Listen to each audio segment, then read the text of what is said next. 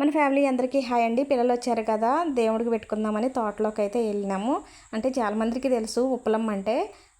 ఇక్కడైతే మా ఉప్పలమ్మ అమ్మవారు అయితే ఆషాఢ మాసం వెళ్ళిన తర్వాత శ్రావణ మాసంలో కంపల్సరీ ఒక ఆదివారం ఉప్పలమ్మకి పెట్టుకోవాలి.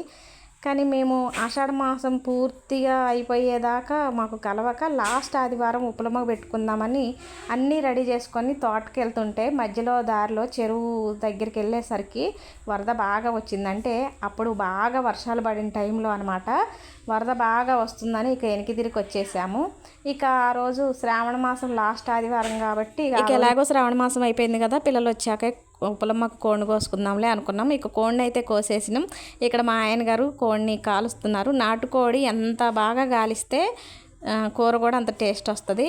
ఇక కూరలు వండేసుకొని అన్నం వండేసుకొని చక్కగా పిల్లలతో కలిసి అన్నం తింటున్నాం. సెలవుల్లో మొదటి రోజు ఇలా గడిచిపోయింది.